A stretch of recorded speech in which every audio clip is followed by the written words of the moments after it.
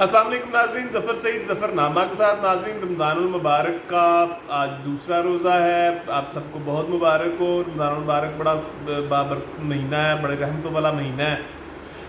آپ لوگوں نے کافی غور کیا ہوگا، دیکھا ہوگا کہ یہ جو پچھلے 3-4 دنوں میں جو کچھ پاکستان کے ساتھ ہوا ہے، یہ بھی ایک ٹریلر تھا.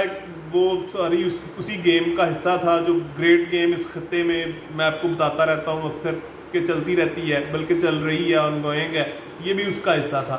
لیکن آج جو سب سے اہم بات ہم نے کرنی ہے وہ پاکستان کے سیاسی مستقبل کی بات کرنی ہے. سیاسی نقشہ کیا ہوگا، 2022 کیسا ہوگا، 23 کیسا ہوگا، 24 کیسا ہوگا.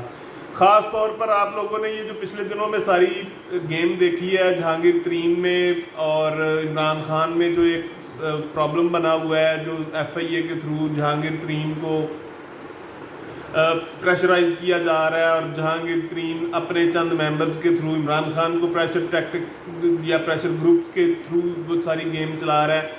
اور کل جو آپ نے شہباز شریف کی بیل ہوتے دیکھی ہے، تو یہ سب کچھ کیا ہونے جا رہا ہے. پی ڈی ایم کا شرازہ بی سی میں بکھرا، یہ ساری گیم بی سی میں ہوئی.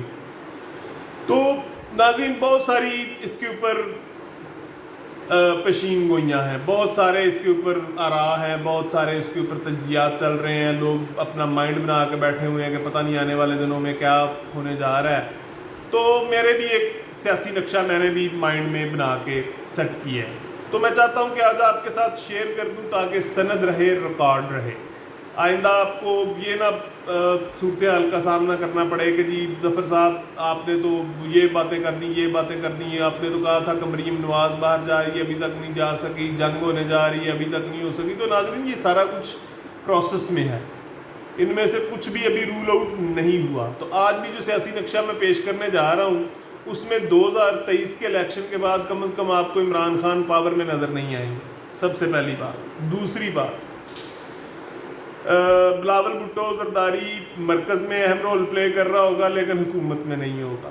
تیسری بات، شہباز شریف ناظرین وزیر اعظم بنتا نظر آ رہا ہے. مریم نواز کا کوئی مستقبل نہیں، مولانا کا کوئی مستقبل نہیں، نواز شریف کا کوئی مستقبل نہیں. شہباز شریف وزیر اعلیٰ بنتا نظر آ رہا ہے، وزیر اعظم سوری. اس کا بیٹا حمزہ شہباز پنجاب میں وہ بیک چینل جو بیک سٹیج کوئی رول پلے کر رہا ہو تو کر رہا ہو، لیکن میرا نہیں خیال وہ کوئی سامنے آ کے فرنٹ پہ لیڈ کر رہا ہوگا. کے پی کے میں پی ٹی آئی دوبارہ حکومت بنائے گی، دوبارہ نہیں کہنا چاہیے، تیسری دفعہ حکومت بنائے گی. سندھ میں پیپلز پارٹی کی حکومت ہوگی 2023 کے بعد بھی.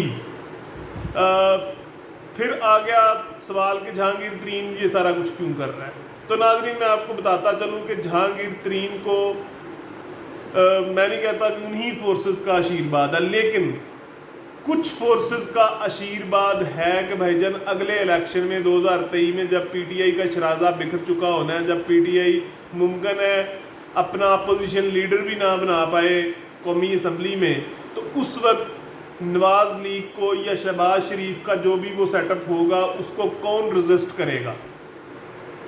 تو یہ جو کچھ بھی بن رہا ہے نا، یہ پنجاب میں جہانگیر ترین کی قیادت میں ایک الائنس بننے جا رہا ہے جو اس گروپ کا سامنا کرے گا، اس کو ریزسٹ کرے گا. اور پھر اس کے بعد کبھی کوئی الیکشن ہوا صدارتی الیکشن سے پہلے تو اس میں پھر جو جہانگیر ترین ہے وہ لیڈ کر رہا ہوگا، اس کا بیٹا ممکن ہے وزیر اعلیٰ پنجاب ہو. لیکن یہ بھی بہت قبل از وقت ہے یہ کہنا، لیکن نقشہ یہی ہے. اینی ہو، اب آگے چلتے ہیں کہ یہ جو ڈیل ہوئی ہے پی ڈی ایم میں پیپلز پارٹی کے ساتھ، اس نے توڑا ہے پی ڈی ایم کو یا پی ڈی ایم چھوڑ دی ہے اس نے. تو بلاول کو اس کے بدلے میں کیا ملے گا؟ تو بھائی بلاول کی بہت لمبی چوڑی خواہشات نہیں ہے. بلاول کہتا ہے کہ یہ 2-3 بڑے پلیئرز ان کو آؤٹ کریں آپ، میں 2028 تک صبر کر لوں گا، تو بس سندھ حکومت ہماری رہنے دیں.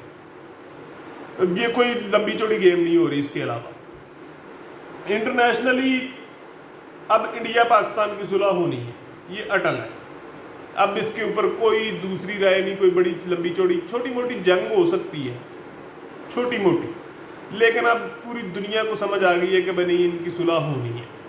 وہاں کی لیڈرشپ اور یہاں کی لیڈرشپ جو اصل لیڈرشپ ہے, میں یہ سیاسی لیڈرشپ کی بات نہیں کر رہا, جو اصل لیڈرشپ ہے وہ دونوں فیصلہ کر چکے ہیں.